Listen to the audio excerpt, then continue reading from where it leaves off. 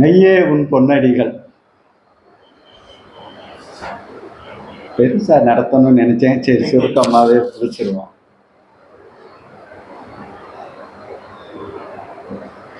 அரிது அரிது மானிடராய் பிறப்பதல் அரிது. என்ன இந்த உயிரினங்கள்ல மானிடராய் பிறத்தல் அரிது அப்படின்றதோடைய வாக்கியத்தோடைய நம்ம மூதாதைய தாய், மூத்த தாயோடைய வார்த்தைகளுக்கு என்ன அர்த்தம்? அரிது அரிது மானிடராய் பிறத்தல் அரிது. அப்படி என்ன மற்ற உயிர்களுக்கு இல்லாத சிறப்பு இந்த மானிடர்களுக்கு எப்படி எது இருக்கு அப்படின்னா என்ன இருக்கும்? ஏன்னா ஒருவேளை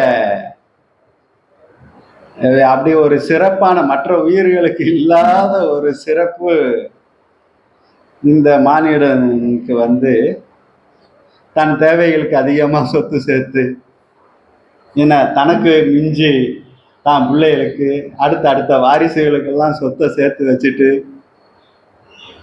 வாழ்றானே, இந்த மாதிரி மானிடர் பிறத்தல் அரிதா? இல்ல நந்தவனத்தில் ஒரு ஆண்டி 4-6 மாதமாய் கொயவனை வேண்டி கொண்டு வந்தான் ஒரு தோண்டி, அதை கூத்தாடி கூத்தாடி போட்டு உடைத்தாண்டி, இந்த வகையில் அவன் சிறப்பு மிக்கவனா?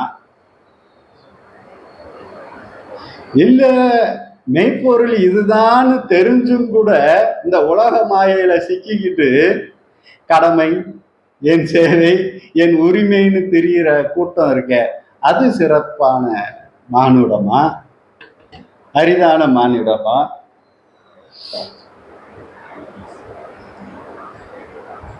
ஏன்னா ஏகனா இருப்பதும் அநேகனா இருப்பதும் ஏக பரம்பொருள் ஒண்ணுதான் என்பதை உணர்ந்து கோயில் கோயிலா சுத்திட்டு தெரிகிற கூட்டம் இருக்க, அதுக்கப்புறம் தன் சுய தேவைகளுக்காக லிஸ்ட் போட்டு வேண்டுதல் பண்ணுதே, இது சிறப்பான மானுடமா?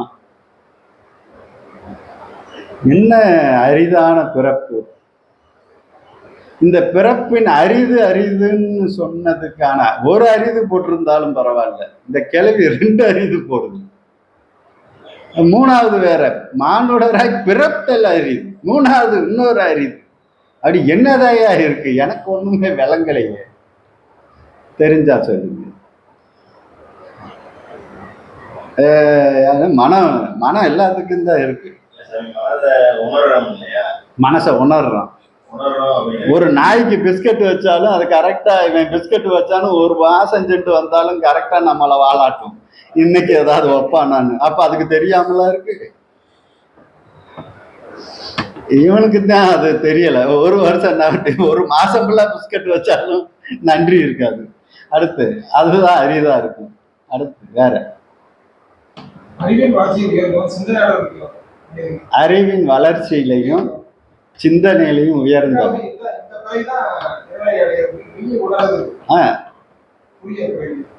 சரி, மெய்ய உணர்றதுக்கு இதுக்குதான் உயர்ந்த பிறவி, அதனால மானிடம் இருக்கு.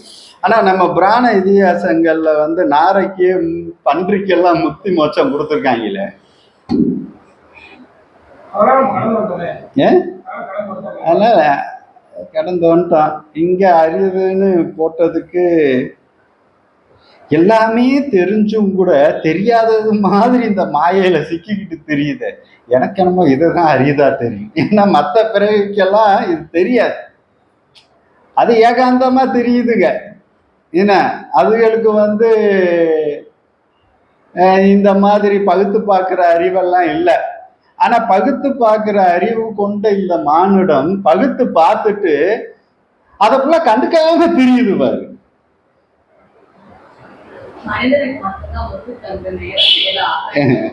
அதான் ஏன்னா மெய்ய உணர்றதுக்கு நல்ல வாய்ப்பு தான். ஆனா உணர்ந்தாலும் அது வழி நடக்கிறதுக்கு அவ்வளவு முக்கியத்துவம் கொடுத்த மாதிரி தெரியலையே. அது விதிதான். அதுதான் அரிதா இருக்குமோ? எல்லாம் தெரிஞ்சும் கூட இந்த தான் தேவைகள் போதும் என்ற நிலை வந்ததுக்கு அப்புறமும் கூட இந்த உலகியலுக்காக, இந்த மாய உலகத்துக்காக இங்க பொருள் சேர்க்கிறது ஒண்ணு மட்டும்தான் வாழ்க்கை இலக்கா கொண்டு திரியுது இந்த மானிடம். அது அரிதுதான். என்ன அது மனித வர்க்கத்துல பிரம்மச்சரியம், இல்லறத்தான், வானப்பிரஸ்தம், துறவரம், இந்த 4 பிரிவுகள் இருக்கு. இந்த மானுடன் இந்த 4 எதையும் கடைபிடிச்சு யாராவது ஒருத்தர் இல்லறத்துக்கு அப்புறம் வானப்பிரஸ்தம், போதுமப்பா இந்த குடும்ப வாழ்க்கை, நான் தூர தேசமெல்லாம் போய் தேடிட்டு அடுத்து துறவியா இந்த குடும்ப வாழ்க்கையில இருந்து ஒதுங்கி நான் துறவியா இருக்கேன்னு, இதெல்லாம் எப்போ 45 வயசுக்கு மேல. இன்னைக்கு 45 வயசுக்கு மேல வானப்பிரஸ்தமும் துறவரமும் எத்தனை பேர் இருக்கீங்க? 45 வயசு இன்னும் நமக்கெல்லாம் ஆகலை போல இருக்கு. இல்ல ஆனவங்களுக்கு இந்த இதை கடைபிடிக்க முடியுமா? 45 வயசு ஆயிடுச்சுன்னா இல்லறத்துல இருந்து ஒதுங்கணும், வானப்பிரஸ்தம் போகணும். அதுக்கப்புறம் 12 ஆண்டுகள் வானப்பிரஸ்தம், அதுக்கப்புறம் துறவு. ஏன்னா நீங்க எல்லாத்தையும் சுத்தி தெரிஞ்சுக்கிட்டீங்க, எது மெய்ப்பொருள் என்பதை தெரிஞ்சாச்சு. அதுக்கப்புறம் துறவு. அப்பா குடும்பம் ஒன்றும் வேணாம்ப்பா, அந்த ஏக இறைவனை நான் தெரிஞ்சுட்டு வந்துட்டேன், இனி அவரை நோக்கி நான் தவ வாழ்க்கை வாழ போறேன், இந்த இல்லறம் இந்த உலக வாழ்க்கை எல்லாத்தையும் திறந்துட்டேன். எத்தனை பேர் இந்த துறவிகளை நீங்க சந்திச்சிருக்கீங்க? இல்ல நம்ம அந்த நிலையை அடைஞ்சிருக்கோம். அப்படி இருந்தா அது மானுடராய் பிறப்பதில்லை. கிளவி அப்படித்தான் சொல்லியிருக்கணும். அந்த மானுடராய் பிறப்பது அரியதுன்னு கூட சொல்லியிருக்கலாம். எனக்கு தெரியல, ஏன்னா நானும் அதே ஜாதி தான், தெரியாத ஜாதி. இங்க யாருக்கும் எதுவும் புரியலைன்னு நினைக்கிறான். எல்லாத்துக்கும் எல்லாமே புரியுது. ஆனாலும் வாழ முடியுமா? வாழ முடியுதா? எங்கேயோ தடுக்குதே. இங்க அப்படியே உணர்ந்த மாதிரி இருந்தாலும் கூட இந்த மாயை ஆட்கொள்ளும் போது அவன் மட்டும் இப்படி இருக்கான், இவன் இப்படி இருக்கான், அப்ப நம்ம ஏன் இப்படி இருக்கணும்? அவனை மாதிரியே இருப்போம். உலகமே லூசா இருக்கு, அப்புறம் நம்ம மட்டும் நல்லா இருந்து என்ன பண்ண, நம்மளும் லூசா மாறி இருப்போம். அப்படித்தான் இங்க நினைக்குதே தவிர எவன் எக்கேடு கெட்டு போனா என்ன? இந்த மானுடம் என்ன சொல்லியிருக்கோ அதுபடி என்னால நடக்க முடியும் அப்படின்னு வைராக்கியமா இந்த 4 நிலைகளை ஒவ்வொரு வயதிலையும் எத்தனை பேர் கடந்து வந்தோம்? கடக்க முடியல. ஏன் முடியல? ஒண்ணு பொருளாதாரம். ஏன்னா நம்ம உழைக்கிற காலத்துல உழைக்கல, ஏம நியமத்தை கடைபிடிக்கிற நேரத்துல கடைபிடிக்காம விட்டுட்டோம், ஏமாந்துட்டோம். இப்ப காலம் போன காலத்துல கடைசி வரையும் உழைச்சுதான் சாப்பிடணும்ன்ற நிலை சில பேருக்கு. சில பேருக்கு உழைக்க வேணாம், தேவைகளுக்கு இருக்கு, நீ இப்படியே கூட இறைநிலையை தேடலாம்னா மனசு ஏத்துக்காது. அவங்கெல்லாம் அவையெல்லாம் காசு சேர்க்கிறான், நம்ம மட்டும் ஏமாலியா இருக்க, நம்மளும் செய்யும், நாளை பின்ன தேவைப்படும்.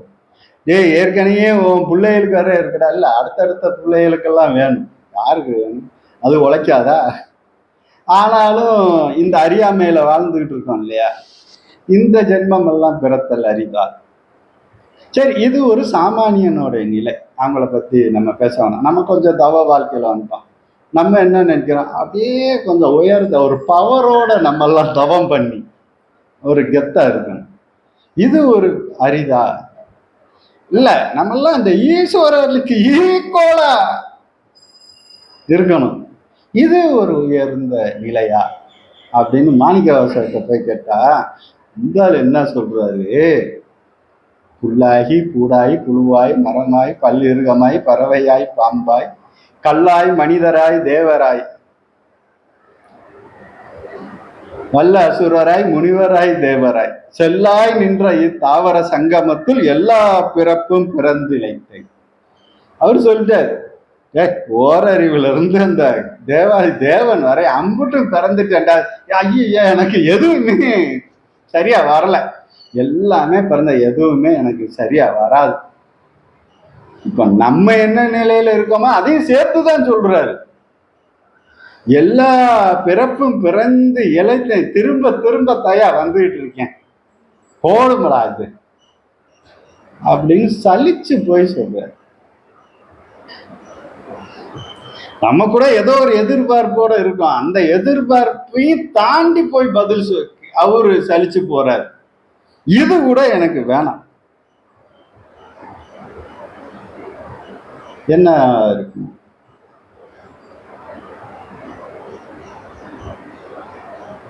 எல்லா பிறப்பும் பிறந்தது. இப்ப நம்ம ஏதோ ஒண்ணு ஆகணும்னு நினைச்சுக்கிட்டு தவம் தியானம் பண்ணிட்டு இருக்கோம். அவர் அதையும் தாண்டி போய் வேணாம்னு சொல்றாரு. அப்ப என்னதையா நான் ஆகணும்? அவர்கிட்டே கேட்போம்மா, ஏதாவது ஆகணுமா? உங்களுக்கு தெரிஞ்சா சொல்லுங்க, இல்லைன்னா நான் தான் கேட்டு சொல்லுவேன். நீங்க ஒரு சின்ன வீடியோ போட்டு நீங்க வயசான என் பேர் என்ன அண்ணாமலை, அருமையான வீடியோ. அதிர்ந்து போனேன். ஒரு அந்த ஆளை பார்த்தா பஞ்ச பரதேசியின் கடைசி மூத்த பையன்.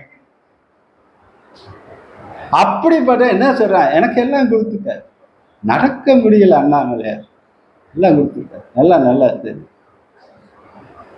நம்ம எங்க, சத்தியம் எங்க, இப்படி பேசுது. அதிர்ந்து போனேன். சரி, அது இருக்கட்டும். இப்ப நமக்கு ஒரு வழி சொல்லுங்க.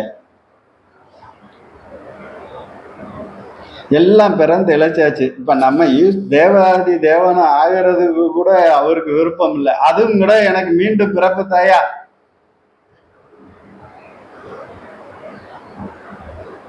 அப்ப என்னதாயா நீ சொல்ல வர்ற? ஏதாவது எங்களுக்கு புரியுற மாதிரி சொல்லியா? அடுத்த வரியில போடுறாரு, மெய்யே உன் பொன்னடிகள் கண்டு இன்று வீடுற்றேன்.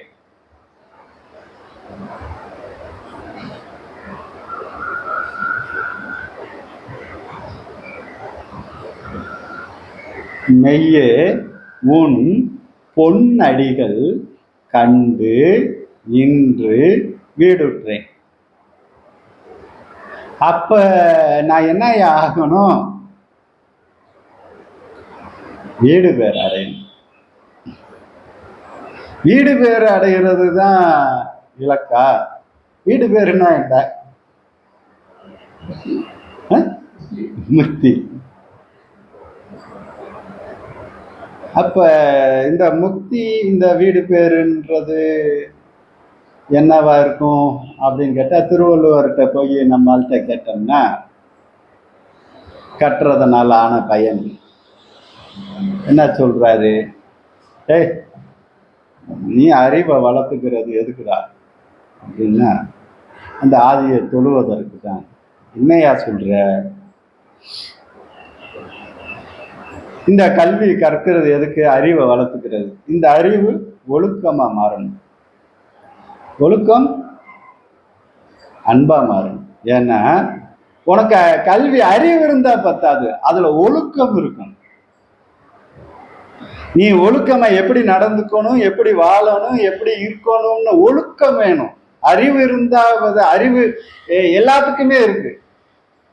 கடவுள் படைப்புல எல்லா ஜீவராசிகளுக்கும் அறிவு இருக்கு. ஒரு யானையை கூப்பிட்டு கூட சைக்கிள் ஓட்ட விடுறாங்க, ஒரு கிளிய சைக்கிள் ஓட்ட விடுறாங்க. சர்க்கஸ்ல போய் பார்த்தா எல்லாமே எல்லாம் அறிவோட செயல்படுது. அறிவு பெரிய விஷயம் இல்லையா? அது ஒழுக்கமா இருக்கணும், ஒழுக்கத்தோடு கூடிய அறிவு. அப்போ அந்த ஒழுக்கம் இருந்தா போதுமா? ஒழுக்கம் அன்பா மாறும்.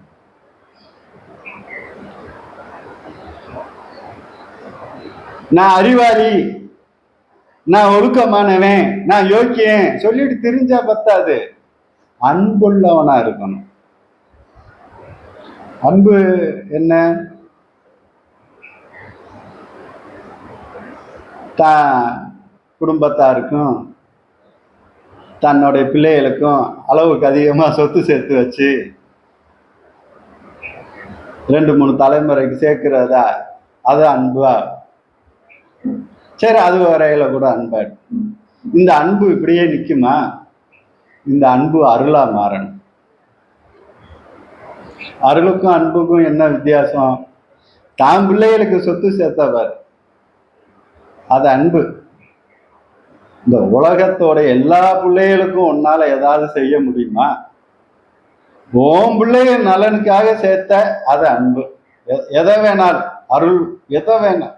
அப்ப இந்த அருள் உலகத்தில் உள்ள எல்லா மனிதர்களும், அடியன் சமீபத்துல வியந்த ஒரு விஷயம் போன வாரம் சொன்னதுதான். ராமேஸ்வரத்திலிருந்து காசி வரை இமயமலை எல்லாம் சுற்றி அடியே நலைந்தாலும் வியந்து போன ஒரு ஸ்தலம், ஒரு புண்ணிய ஸ்தலம் கோகர்ணா. போன கோகர்ணா ஆலயம் வியந்து போன ஒரு விஷயம். நம் முன்னோர்கள் இவ்வளவு பெரிய கைங்கரியத்தை நமக்கு செஞ்சுட்டு போனாங்களா? அதாவது பிரம்மத்தை உணர்றதுக்கு அவங்க உணர்ந்துக்கிட்டாங்க, அவங்களுக்கு தெரிஞ்சு போச்சு. ஆனால் பின்னால வரக்கூடிய சந்ததி இந்த பிரம்மத்தை பத்தி அவனால எப்படி எளிமையா உணரலாம்?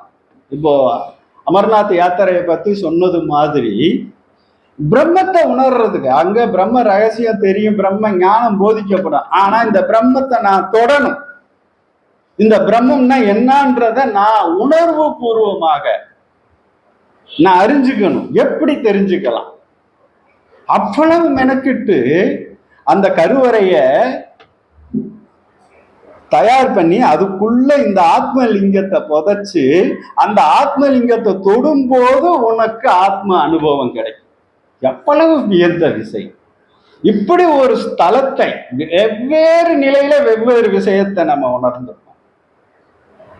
ஆனால் ஒரு ஆத்மாவின் தொடுதல் உணர்வு மூலமாக உள்ள இருக்கக்கூடிய ஆத்மாவை தூண்டக்கூடிய ஒரு ஸ்தலம் கோகர்ணா. அத நம் முன்னோர்கள் எவ்வளவு உணர்வு பூர்வமாக அதை நமக்கு விட்டு போயிருப்பாங்க. அவன் புரிஞ்சுக்கிட்டு அவன் அப்படியே போயிருக்கலாம்ல. ஆனால் இன்று வரையும் 1500 ஆண்டுகள் கடந்தாச்சு. கோயில் பள்ளத்துல பாதாளத்துல இருக்கு, அப்ப மேட்ல இருந்திருக்கலாம், இன்னைக்கு பாதாளத்துல இருக்கு. அப்படிப்பட்ட ஒரு இந்த மனித இனத்துக்கு நம்ம ஏதாவது ஒண்ணு செஞ்சுட்டு போகணும்னு செஞ்சாங்க. அது அருள். அந்த அன்பு நிலையிலிருந்து உலகத்துக்கு செஞ்சுட்டு போனது அருள் நிலை. அன்னைக்கு செஞ்சாங்க, இன்னைக்கு செய்ய முடியுமே. தன் குடும்பத்துக்கு இருப்பிடத்தை அமைச்ச மாதிரி தன் சமூகத்துக்கு ஒரு மெய் வீட்டை கட்டி கொடுத்து இங்க நம்மளை சுகமா உட்கார வச்சு பேச வச்சிருக்காரு திருத்தொண்டர் நாகராஜ். அவனும் அருளாளர் தான். நடக்குமா? இன்னைக்கு நம்ம கூடுறோம்ல, இந்த மெய்ப்பொருளை பத்தி இந்த இடத்துல உட்காந்து இவ்வளவு வசதியா விவாதிக்கிறோம்ல, செய்யணுமே, யோசிக்கணும்ல. இந்த சமூகத்துக்கு இப்படி ஒரு மெய் வீட்டை கட்டி கொடுத்து அங்க மெய்ப்பொருளை வச்சு யோசிக்க இந்த காலத்திலயும் அருளாளர்கள் இருக்காங்க. நம்மளோட சின்ன பையன். இந்த தனக்குன்னு வாழ்ந்தா அது அன்பு. இந்த உலகத்தோட ஒட்டுமொத்த உயிரினத்திற்கும் காட்டுறதுக்கு பேரு அருள். சரி, இந்த அருள் இதோட முடிஞ்சு போச்சா? அருள் துறவாக வேண்டும். அதுக்கப்புறம்தான் துறவு. இந்த கேட்டகரி எல்லாம் ஒருத்தனுக்கு இருந்திருக்கணும். ஒரு துறவின்னு ஒருத்தன் இருந்தான்னா அவனுக்கு இந்த கேட்டகரி இருக்கணும். அறிவாளியா இருக்கணும், ஒழுக்கம் உள்ளவனா இருக்கணும். அறிவு இருந்தா பார்த்தா அது ஒழுக்கம் வேணும். ஏம நியமத்தை கடைபிடிச்சு சரியா வாழ்ந்திருக்கணும். அதுக்கப்புறம் அன்பானவனா இருக்கணும். அன்பு இல்லாதவனுக்கு எதுவுமே இல்லை. அன்பில்லார் எல்லாம் தமக்குரிய அன்புடையார் என்று உரியேற்கிறார். அவன் இருந்து புரோஜனமே இல்லை, அன்பு இல்லாதவன் இல்லை. அடுத்து அது மட்டும் வச்சுக்காத, இந்த உலகத்தோட ஒட்டுமொத்த ஜீவன்கள் மேலையும் உனக்கு அன்பு இருக்கணும். அதுதான் அருளாளர்கள். அந்த அருளாளர்களா இருந்தா போதுமா? அதோட முடிஞ்சு போச்சா? இல்ல, நீ துறவியா மாறணும். எந்த விதமான பற்றுதல் இல்லாம, நீ செய்த செயலுக்கான எந்த பலாபலனும் இல்லாமல் எங்கேயோ இருந்து நமக்காக தவம் வேள்வி மலைகள்ல செஞ்சுக்கிட்டு இருக்காங்களே இத்தனை அருளாளர்கள். துறந்துட்டாங்க. ஏன் நாட்டுக்குள்ள வந்து இவங்க இந்த செயலை செய்யாம எங்கிருந்தோ இந்த உலகத்தை காப்பாத்திக்கிட்டு இருக்காங்களே. 2020 உலகம் அழிஞ்சிரும், 2022 அழிஞ்சிரும், நாங்க ஒன்னும் அழியல. ஏன்னா இவங்க செய்யற தவம் வேள்வியிலாலதான். எங்க இருந்தோ செஞ்சுக்கிட்டு இருக்காங்க, கண்காணாத இடத்துல செஞ்சு இந்த உலகத்தை காப்பாத்திக்கிட்டு இருக்காங்க. ஆனா இங்க இருந்துகிட்டு சின்ன சின்ன விஷயத்தை கூட செஞ்சுக்கிட்டு நான் தான் செஞ்சேன்றாங்க. இதெல்லாம் அருளாளர்களும் கிடையாது, அன்பாளரும், போலிச்சாமிய அங்க இருந்துகிட்டு எங்க இருக்குன்னே தெரியாம உட்கார்ந்து பண்றாங்க பாரு. அவங்க துறவு செய்யற செயலுக்கு கூட எந்த பலனும் இல்லாம. அப்போ துறவு நிலை அடைந்தவன் தான் தான் செஞ்சேன்னு எதையுமே வெளிப்படுத்தாமல், தன்னை எந்த ரூபத்திலையும் வெளிக்காட்டாமல் இருக்கக்கூடியவனுக்கு பேர் துறவு. சரி, இதோட முடிஞ்சு போச்சா? அவனுக்கு தான் வீடு பேர் கிடைக்கும். வீடு பேரு யாருக்கு கிடைக்கும்? இத்தனை கேட்டகரியை கடந்து வரணும். வந்து இந்த தன்மை இருந்தா அவனுக்கு வீடு பேர் கிடைக்கும். இது வீடு பேர் கிடைக்கிறதுக்கான பண்புகள், வழிமுறைகள், குணங்கள்.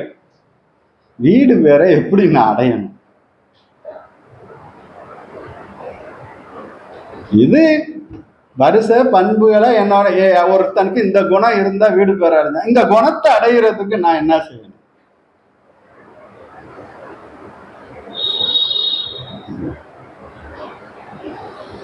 என்ன செய்யலாம்?